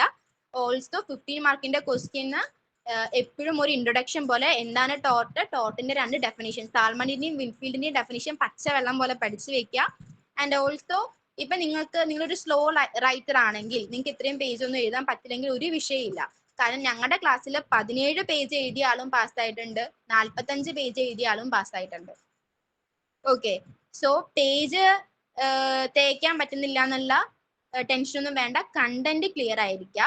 ഇനി കേസ് ലോസിന്റെ പേര് നിങ്ങൾക്ക് ഓർമ്മ കിട്ടിയില്ല എങ്കിൽ ഇന്നെ ഡിസൈഡ് കേസ് എന്ന് പറഞ്ഞ കേസിന്റെ ഫാക്ട് എഴുതുക. പിന്നെന്താ, 10 മാർക്കിന്റെ ക്വസ്റ്റ്യൻ അറ്റൻഡ് ചെയ്യുന്ന സമയത്ത് എപ്പോഴും ഏത് ഓർഡറിൽ പോകണം? ആദ്യം ഫാക്ട്സ്, പിന്നെ legal issue, legal reasoning. Tort ആയതുകൊണ്ടാണ് നമ്മൾ ഡയറക്റ്റ് ആയിട്ട് ലീഗൽ റീസണിങ്ങിലോട്ട് പോകുന്നത്. കോൺസ്റ്റിറ്റ്യൂഷൻ ഒക്കെ ആണെങ്കിൽ ഇടയിൽ ലീഗൽ പ്രൊവിഷൻ കൂടെ വരണം. ഓക്കെ, ലീഗൽ റീസണിങ്, ജഡ്ജ്മെന്റ് അല്ലെങ്കിൽ കൺക്ലൂഷൻ, ഫൈനലി ഡിസൈഡ് കേസ്. ആ ഡിസൈഡ് കേസ് എഴുതുമ്പോഴും നിങ്ങൾക്ക് കേസ് ഓർമ്മ വന്നില്ല എന്നുണ്ടെങ്കിൽ എന്ത് ചെയ്യണം? പിന്നെ ഡിസൈഡ് കേസ് എന്ന് പറഞ്ഞിട്ട് ആ കേസിന്റെ ഫാക്ട് എഴുതണം.